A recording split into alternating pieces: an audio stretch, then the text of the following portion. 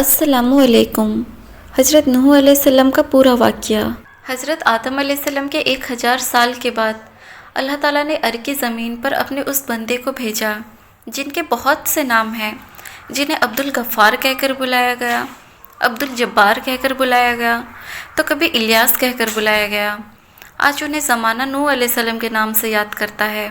آپ علیہ السلام حضرت ادریس علیہ السلام کے پرپوتے اور حضرت آدم علیہ السلام کی 10ویں پشت سے ہیں۔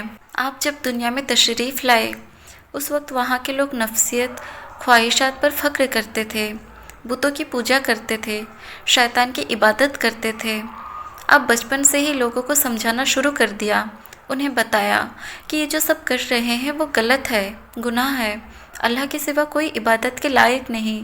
لیکن ان کی قوم ان کی بات کو نہیں مانی اور ان پر ظلم کرتی رہی۔ جب وہ سمجھانے آتے ان پر پتھر مارتے اور وہ پورے پتھروں سے ڈھک جاتے۔ تاریخ میں لکھا گیا ہے کہ تقریباً 950 سال تک آپ دین کی دعوت دیتے رہے اور ہر بار آپ کو یوں ہی پتھروں سے مارا گیا۔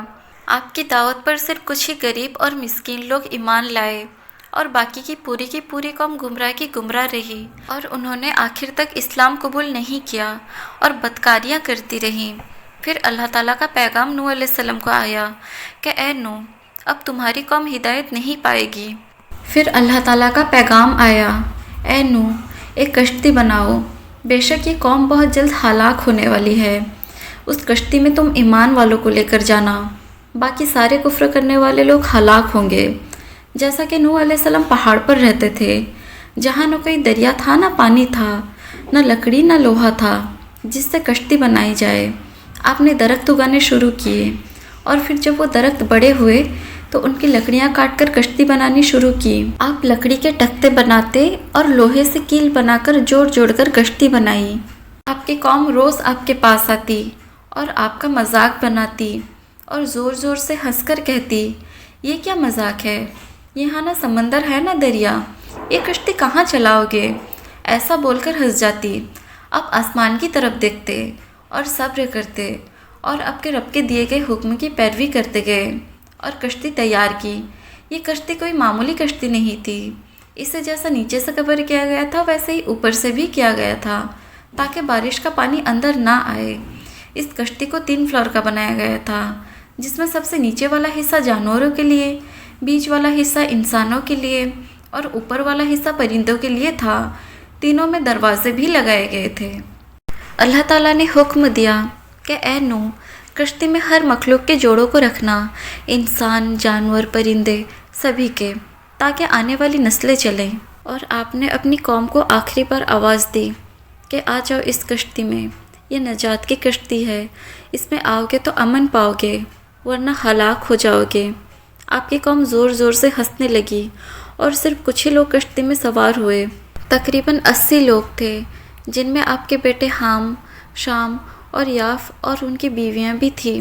جیسے ہی تمام جانور، پرندے، انسان کشتی میں آ گئے، تنور سے زمین سے پانی ابلنے لگا۔ لوگ دور سے یہ دیکھنے آنے لگے اور ہنسنے لگے، انہیں لگا کوئی چھوٹا موٹا طوفان ہے۔ پھر آسمان سے تیز بارش شروع ہوئی اور دیکھتے ہی دیکھتے ہر جگہ پانی ہی پانی ہو گیا اور سب کے گھر ڈوبنے لگے۔ اس طوفان میں نوح علیہ السلام کے ایک بیٹے کنعان بھی تھے۔ آپ نے اللہ سے ان کی سفارش کی، لیکن اللہ نے صاف منع کیا کہ تم نہیں جانتے جو میں جانتا ہوں، تو وہ بات مت کرو جس کا تمہیں علم نہیں۔ اور یہ طوفان بہت دیر تک چلتا رہا اور کشتی میں شامل لوگوں کے علاوہ سب کے سب نیست و نابود ہو گئے۔ یہ کشتی 5 مہینے تک سمندر میں تیرتی رہی اور آخرکار 5 مہینے بعد جوڑی پہاڑ کی چوٹی پر آ کر رکی۔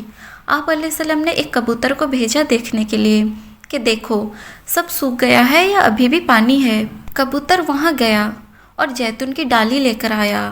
آپ علیہ السلام 5 مہینے تک اپنی قوم کے ساتھ جوڑی پہاڑ پر رہے اور اللہ تعالیٰ کا شکر ادا کیا۔